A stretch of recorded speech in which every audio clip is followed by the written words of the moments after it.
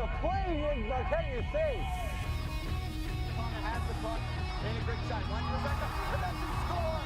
There it is on the block. It's the first score of the game. Takes the game over early.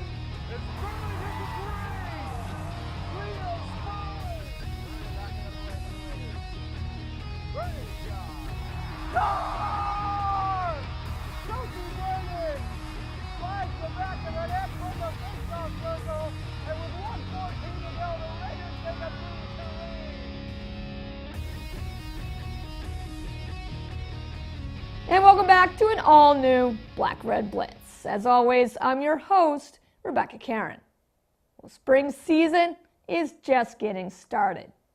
It's also April, which means if you didn't like that 80-degree weather that was nice and sunny and warm, well, don't worry, because the next game day, it's going to be 40, rainy, windy, and nasty.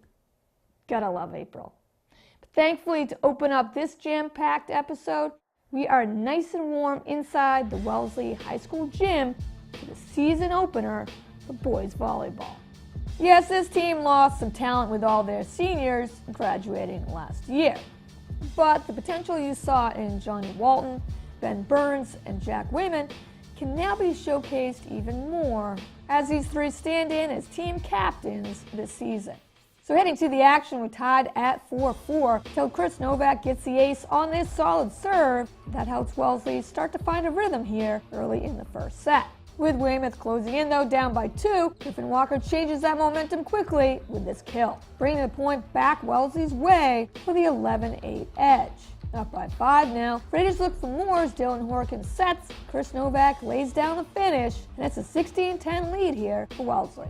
Then as Captain Johnny Walton lays down the serve, Wildcats look to counter as Mark Murphy sets and Cam Norling delivers. Just to see Luke Stunts in the middle say, nope, not gonna happen. Stunts again patrolling the middle, lays down another solid kill. And that 18-11 advantage Raiders have going for them, well, that turns into a 25-15 win to take the first set. Owning the second as well, the Raiders are in the driver's seat holding a 2-game lead over Weymouth. Immediately helping towards a likely 3-set sweep is Will Jackwitz, as Hunter Lloyd cannot handle Jackwitz's spike early in this third. And again, it's Luke Stunts who continues to have a solid day for himself as his spikes keep the Raider points coming. Up 10-6, Dylan Horkin lays down another well-placed serve, giving Wellesley the best chance for the point as Evan Egger and Ben Burns go for the double stuff. It's Wellesley who has all the momentum deeper into this third, who is looking even clearer at the last set of this match. Weymouth can't get any points to come from the middle either, as this battle of the 15s clearly goes to Ben Burns. Seconds later, same spot, same result. As the spike comes by way of the captain, Ben Burns, yet again, 15-7 Wellesley. Raiders were in command from the very start and easily sweep Weymouth 3-0 with set scores of 25-15, 25-18, and 25-10. Look for this squad to make some noise in this challenging Bay State Conference, as they would also come from behind and beat their rivals Natick, and knocking off the defending state champions Framingham on the road as well. So on Friday, girls lacrosse will be ready for their home opener against Walpole, looking to push past their first loss of the season on the road at Norwell. Now coming in this season, this team may look a little different, losing 11 seniors from just a season ago. But coming off that tough semifinal loss to Westwood last year, the Raiders' defense still remains solid, and that will continue to be key for this team. And needing that consistent 1-2 punch, the offense will have to find a way to fill the scoring void left by graduating captains like Kylie Noonan and Sophie Vernon. And that's where Raiders will look to their 4 captains to help lead the way. In juniors, Caitlin Tchaikovsky and Grace Ahonen. In seniors, Cole Callahan and goalie Sophie Vanderveld. So, early first, shocker, it's a cold one here. Caitlin Tchaikovsky doing what she does best. Buries this Maddie Balter feed, and despite falling down, makes it look like it was no biggie, giving Raiders back a 1-goal edge. Minutes later, Cole Callahan responds with her own score of this opening half. That goal forces a Rebels timeout, as Walpole finds themselves quickly down 3-1. That timeout, though, is key for Walpole, as their offense wakes up seconds later as Allison Foley rips it into the back of the net. Melanie Weber on the free shot, 5 holes it past Vandeveld, and we are back to being tied up here 3-3. Caitlin Tchaikovsky with a ton of speed downfield looks to break that tie right here, right now. And dishes it to Cole Callahan. And Callahan buries her second score of this first half. That gives Wellesley back the 1-goal advantage for the moment. But behind Allison Foley and Melanie Weber, the Rebels use that timeout taken down by 2 goals earlier as motivation. And they both help Walpole outscore Raiders 5-1 heading into halftime. But despite Cole Callahan's Hattie and Brooke Baker cutting the deficit to only 1 here in the second, Raiders just could not overcome the Rebels in this one. But even though Walpole held on to the lead for good here in this second half, can we just take a moment and talk about how solid Sophie Vandeveld was in net? Replacing a veteran starting goalie like Carly Boyle, well, that isn't easy. But Vandeveld was clutch. Yes, I know the final says Walpole 197, but throughout this whole game, Sophie Vandeveld did her part, helping keep her teammates in the game with multiple tough saves time and again, defending that net. And even though this 9-7 final goes Walpole's way, Wellesley has to take back-to-back losses to open up this season. But at 0-2, you know the Raiders as a team will quickly find ways to change that. So we fast forward a few days later back at fantastic new Honeywell track and field, where 1, it's 80 degrees, thank God. 2, Wellesley is still not impressed with losing their first 2 games. And 3, Weymouth Wildcats have no idea what they are walking into here. With Captain Grace Ahonen putting a dent in that scoreboard with 2 quick goals, back-to-back assists go to Captain Cole Callahan as well, as his second one finds sophomore Maddie Balter. And it's a 3-0 Wellesley edge just minutes into this first. Gail Bennett then connects with the cutter Caitlin Tchaikovsky as Wildcats blink, find themselves down by 4 already. Raiders would absolutely pick apart Weymouth's defense, or lack thereof, if we're really being honest here. And Wellesley easily opens up a double-digit halftime lead, 11-1. So technically we got 1 more half to play, but let's face it, this game is over. Wellesley adds a few more here in this final half, but those first 25 minutes of a Raiders' consistent offensive attack was just too much for the Wildcats to even attempt to overcome. As their 2 more scores here come by way of taking that goalie out and using the man-up advantage. But that was deep in this final half and far too late. Wellesley not only earns their first win of the season, but do it by way of crushing Weymouth by the final 15-3. Well, exciting home openers continue as we head deeper into the week. Softball would finally be able to compete here at Leaf Field after a few weather postponements delayed the start to their season. Now, of course, here on Wednesday, the weather would decide to not help out either as well, as dark clouds bringing rain loomed over the diamond here on Wednesday. Well, isn't that special? Missing a few key seniors from a season ago, the Raiders still have experience in their lineup to help lead them this year. Pitcher Julia Pearl and catcher Lenny Young are the team captains. And along with returning players like Elizabeth Dew and Ellie Kinney, all look ready to make an impact on this team this season. But to start the game, Milton immediately looks to be the road team spoilers here. Top first, Maggie Ware leads things off and rips a Sarah Farnsworth pitch deep to left.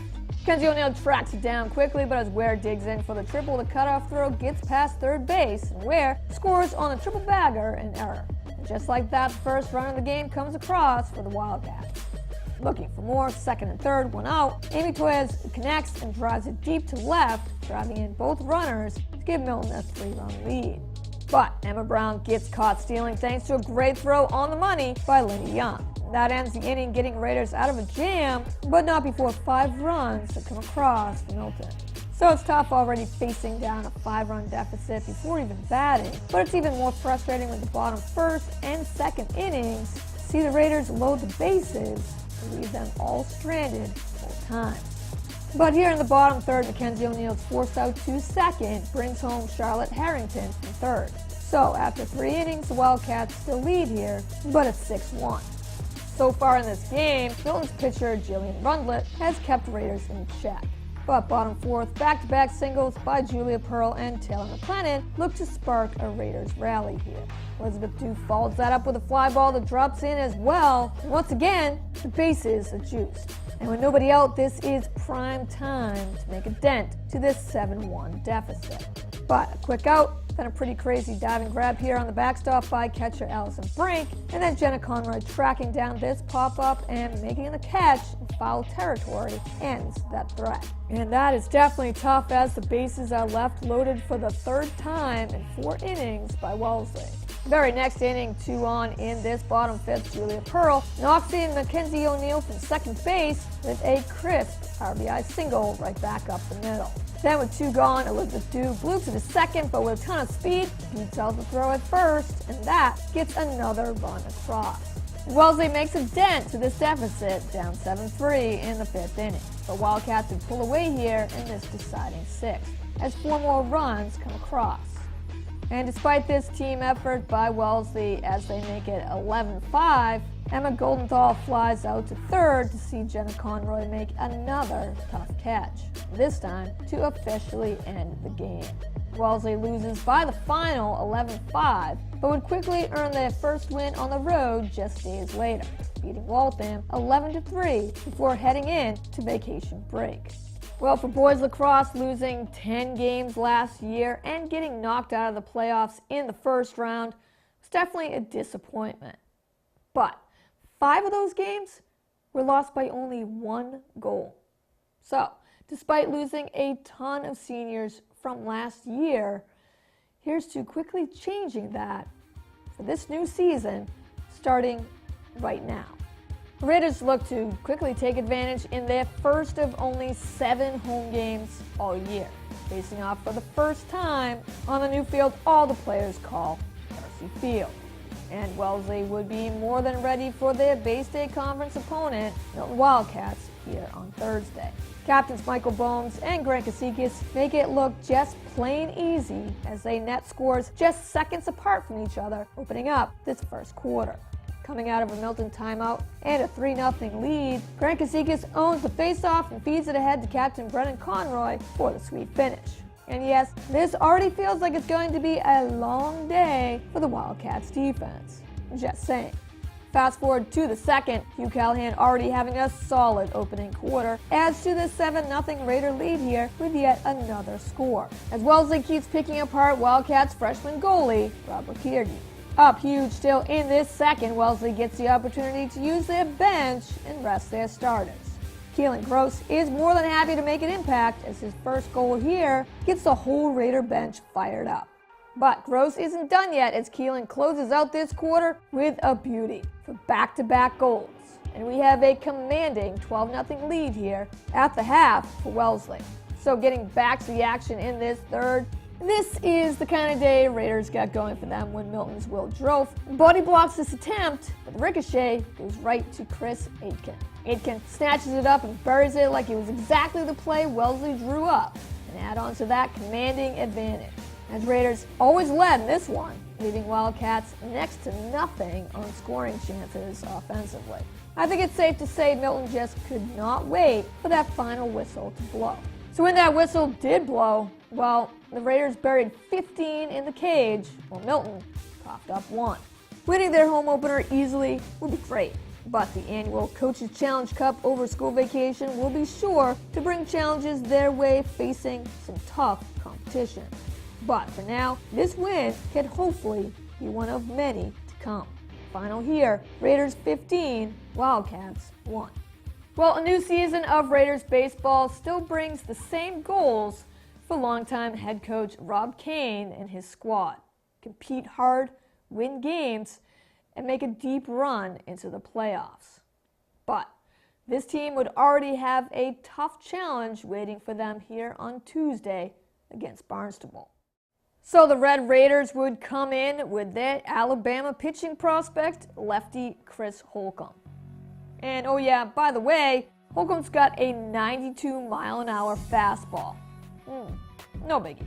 But Wellesley would counter with a solid pitcher of their own in sophomore Teddy Goss, who honestly had better command of his pitches in this matchup, if you ask me. Case in point, yes, Chris Holcomb would blow a lot of pitches by these batters, but would struggle controlling that speed, as right off the bat walking 2 and then hitting Max Guifre, the bases would already be loaded here in the bottom first. But that same nasty fastball would also work to Holcomb's advantage, as he fires the pitch right by Jack Tishman, striking Tishman out, leaving the bases juiced. Teddy Goss would go right back on that mound though for the Raiders and silence the Barnstable bats throughout the lineup, mixing it up and changing speeds with his own nasty curveball. And also Wellesley would take advantage of Barnstable's mistakes here, and so we are scoreless through 4 innings at Sprague. Top of the 5th, Teddy Goss's day would be done though, pitching 4 shutout innings. Michael Kenny, in relief, gets greeted by Zach Wilson. Wilson drives it to right for the leadoff single. But 2 outs later, Jack Kapanke lofts it shallow right. Jack Tishman makes a great catch here for the 3rd out. Just what Wellesley needed here as they keep the Red Raiders from scoring. Bottom 5th, runner in scoring position Henry Weicker loops it opposite field. But a fantastic sliding catch by Jackson Badeau gets the out. Badeau catches Michael Kenny, who didn't tag up, and throws on point to second to double up. And that is a crucial out, as both teams have had their chances to score. Yet we remain locked in a scoreless tie. And so Jackson Badeau, ending that 5th with that double play, opens up this 6th. Drives the first pitch he sees right back up the middle for the single. Now 1 gone, runners on the corners. First pitch Alex Bacon sees, rips it past the infield for the RBI single, putting Barnstable on the board first. But the Raiders' outfield was on point in this game as they continued to do their job, making key outs. Watch here as Colin Blasco with the shoestring diving catch somehow gloves it to end this 6th inning rally. So Barnstable comes away with just 1. Top 7th, Max Zajac on the mound has a tough time finding the plate. Kind of like the tough time I had trying to say his name. Barnstable cashes in here as the runner advances to 3rd base on the wild pitch. And Dan Remy quickly knocks in that insurance run from 3rd on the RBI. And so Raiders have one more chance, bottom 7th, down by 2, with a runner on 1st, but Will Horblett flies out to center. And Jack Kapanke gets under it for the final out. The Raiders get shut out in this one. Dealing with pitcher Chris Holcomb for 6 long innings was anything but easy here. But it was a solid pitcher's duel through the first 4 innings. 2 runs would be all that's needed here for Barnstable though, as they make it a final here. Red Raiders 2, Raiders 0. Well, that does it for this episode, but don't you worry, there is plenty more action headed your way. Spring sports is in full beast mode, and I'm just trying to catch up here. So in the meantime, if you missed out on any games or highlights, check us out on demand at wellesleymedia.org, our YouTube and Facebook pages at Wellesley Public Media, and of course, right here at Comcast 9 and Verizon 39. Thanks for watching Black Red Blitz. Go Raiders!